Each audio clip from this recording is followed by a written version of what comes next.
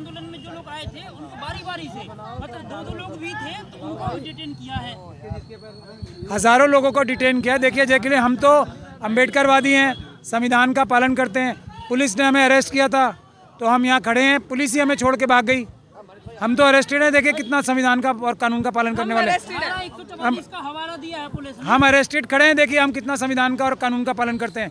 Police भाग गई हमें छोड़ के। यहाँ कह रही है हमने आपको अरेस्ट तो किया था लेकिन हम अब भाग रहे हैं क्योंकि हम और चोरी नहीं कर सकते।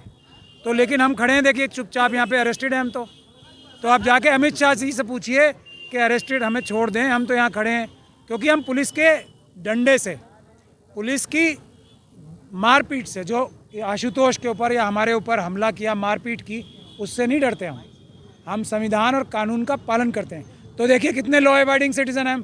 हमसे ज़्यादा कानून का पालन करने वाला कोई होगा देश में? कि अमित शाह जी जो हैं हेमंत सोरेन को वहाँ से अरेस्ट करा रहे हैं, अमित शाह जी अरविंद केजरीवाल जी को अरेस्ट करा रहे हैं, अमित शाह जी हर एक देश के नेता को जो ऑपोजिशन का उसको अरेस्ट कराने के लिए कह रहे हैं, और हम जो अरेस्ट हो रहे हैं उनको कर नहीं रहे। उनसे पुलिस को बोल रहे हैं भाग जाओ, इनको अरेस्ट मत करना। ये क्या तरीका है? हमें अरेस्ट करो ना अमित शाह जी, क्यों नेताओं को अरेस्ट कर रहे हो? हमें करो अरेस्ट। हमें अरेस्ट करते हो आप और फिर पुलिस भाग जाती है। आप उनको फ़ोन करके कहते हैं भाग जाओ, वो अम्बेडकरवादी हैं। अम्बेडकरवादियों से इतना क्यों डरते हो आप? हम आपका पीछा नहीं छोड़ेंगे कहीं नहीं। आपके घर आएंगे अगली बार। अब आपके घर आएंगे, वहाँ से अरेस्ट करना और वहीं खड़े रहेंगे जैसे हम इस थाने के बाहर खड़े हैं। हम तो अरेस्टेड हैं और हम लाखों की संख्या में आएंगे अमित शाह जी अरेस्ट होने।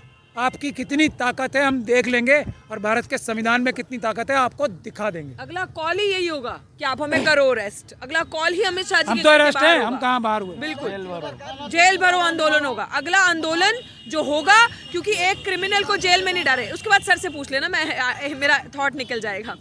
ये बड़ा इंपॉर्टेंट है नोट करना कि इन्होंने एक क्रिमिनल को जेल में नहीं डाला और इनोसेंट्स पे जो निर्दोष उन पे लाठियां चलानी। मुझ पे 2 FIR काट दी आज, पर्चे करने ये वो करना। साथी आशुतोष की हालत आपने देखी ली, सबने देखा कि मजबूत साथी पहले दिन से खड़े थे, क्या किया। लेकिन ये हमें इनके पास ये समझ लो लास्ट विकल्प था जो ये आजमा चुके हम पे। इन्होंने आजमा लिया, खत्म कहानी। इसके बाद अगला जो कॉल होगा, जैसे प्राचा साहब ने कहा कि अगला कॉल अमित शाह के वहां जाकर होगा और बोला जाएगा जेल भरो आंदोलन शुरू किया जाए, क्योंकि क्रिमिनल्स कुर्सी पे हैं, हम बाहर भी अरेस्टेड हैं। हाँ। और डरे हुए, देखो कितना डरे हुए लग रहे हैं सब। ज्यादा किसान आंदोलन चला था, किसानों ने बहुत कुर्बानियां दी हैं। आपका आंदोलन भी 4 महीने पार हो रहा है, 5 महीने से ज्यादा हो रहा है। क्या लगता है कब तक चलेगा ये आंदोलन? जब तक न्याय नहीं मिलेगा। हम अम्बेडकरवादी हैं ना, हम 1 इंच भी पीछे नहीं हटने वाले। रोने पे मजबूर कर दिया था, वो भी तो अपने ही है। तो बिल्कुल आपने आज जनसैलाब देखा था, आपको एहसास है आज क्या हुआ है। आज वो लोग हमें 1000 लोग एक कुछ चंद लोगों को से छुटकारा पाने में लगे हुए थे। आप देख रहे हो, उनको पता था जब तक प्राचा साहब अभी रात को वहां रहेंगे तो कुछ ना कुछ होगा। अम्बेडकरवादी रुकने नहीं वाले। नरेला उठा के धोखा देके ना। सवाल और है, डॉक्टर रितु का आंदोलन जन आंदोलन बन गया है। आम जन जो 400-500 रुपया मजदूरी करता है वो व्यक्ति आ रहे हैं। नेता जो दलित पिछड़े हितैषी बनते हैं वो नहीं दिखाई। नेता सब आ रहे हैं, ऐसी बात नहीं है नहीं आ रहे हैं हमारे लोग। मैं उनकी गारंटी नहीं ले सकती जो 131 MLA MP सरकार में बैठे, वो हमारे है ही नहीं। उन्हीं को मैं बोल रहा नहीं वो हमारे नहीं है ना। अच्छा वो हमारे है असली नेता आ रहे हैं। ये ऐसे नेता ये नेता वो है जो आज आपके साथ सड़क पे है। नेता वो नहीं जो AC के कमरे में, ये नेता नहीं है। ये एक नेता है जो जमीन पे आपके लिए लाठी कारा लड़ रहा है। और फिर छोड़ दिया जा रहा है। क्या इनकी बौखलाहट है या डर गए हैं या क्या लग रहा है? मैं वही तो कह रहा हूँ आपसे, इन्होंने हमें अरेस्ट किया, हम अरेस्टेड हैं। अब इनकी पुलिस ही छोड़ के भाग रही है। अमित शाह साहब फ़ोन करके बोल रहे हैं भाग जाओ वहाँ से, ये अम्बेडकरवादी हैं, ये हमारी गोलियों लाठियों से नहीं डरेंगे। क्यों भाग गई पुलिस? हम खड़े हैं ना यहाँ नरेला थाने में, कहाँ गई इनकी पुलिस? अरेस्ट करे, अरेस्टेड ही हैं हम तो। एक सवाल और है, धारा 144 का हवाला दिया पुलिस ने कि धारा 144 लगी, शांति भंग हो रही है। आप ये आ रहे थे अकेले सिंगल, उन्होंने एड्रेस पूछा, गेट नंबर 4 है, 4 नंबर कहाँ है? तो उन्होंने बोला हम बैठा दे रहे, हम छोड़ दे रहे बस से। तो और मेरे को डिटेन करके थाने के अंदर ले आए हैं। मैंने गेट 4 का एड्रेस पता करने के लिए पूछा था पुलिस से, लेकिन वो बोले आओ ये गाड़ी खड़ी, ये जाएगी। मैं उस गाड़ी में बैठ ली, लेकिन मेरे को 2 घंटे हमारे साथी एडवोकेट साथी साथ में थे, एक लड़की जसवीर हरियाणा से है, वो भी हमारे साथ थी। सुमन बहन पत्रकार है, वो भी हमारे साथ थी। तो 3-4 घंटे हमें दिल्ली घुमाते रहे और यहाँ हमें को ना तो पानी पीने की सुविधा दी, न वाशरूम के लिए भी नहीं जाने दिया, और न चाय दी, रोड खाने का टाइम था, हम सुबह आए थे। मैं तो रात की चल रही थी, सुबह कल राजस्थान से चली थी, अपने घर आई, वहाँ भी कुछ नहीं खाया था। मॉर्निंग को अपने घर यहाँ आ गई थी बहन के लिए। लेकिन हम घबराने वाले नहीं, सब बाबा साहब का खून हमारी रगों में है। ठीक है, बहन को जब तक न्याय नहीं मिलेगा, चाहे हमने भूख हड़ताल पर बैठना पड़ो, मैं तो कतई हिम्मत नहीं हारती, भाई बहन के साथ हूँ और अपने पूरे Bahujan Samaj SC ST OBC minority के साथ रहती हूँ। गुरु रविदास जी का मंदिर तोड़ा जब भी चंद्रशेखर का साथ थी। पूनम जाटव का मामला था जो रोहतक में MDU में गेट MDU का गेट 1 बंद कर दिया था 6 घंटे, डरने वाली नहीं हूँ।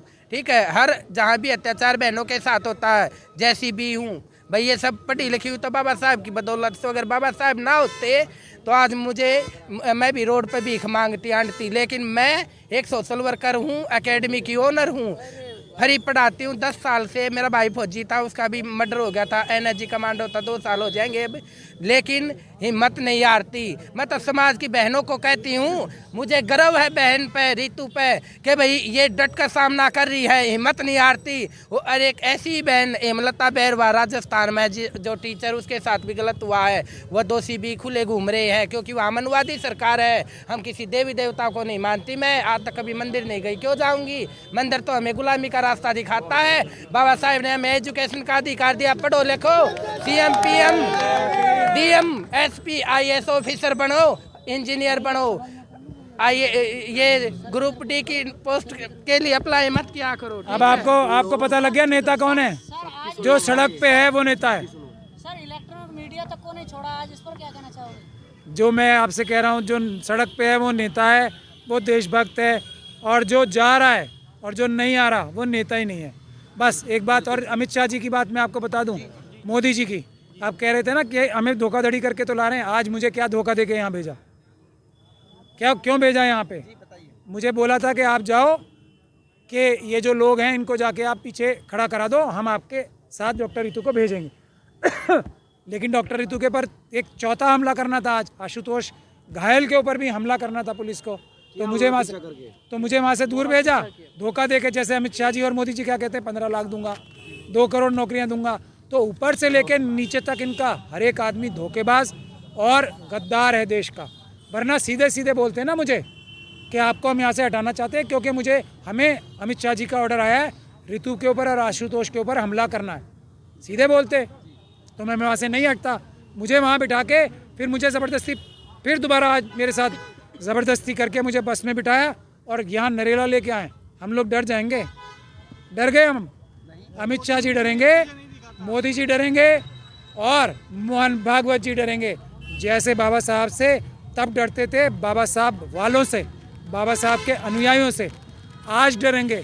जितना डर के रहेंगे ये उतना फ़ायदे में रहेंगे। डरो बाबा साहब से, डरो बाबा साहब के संविधान से। हम लोग आपको बख्शेंगे नहीं, याद रखना।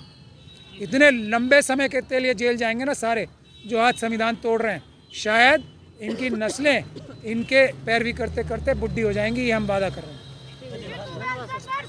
हम तुम्हारे साथ हैं, हम तुम्हारे साथ हैं, हम तुम्हारे साथ हैं।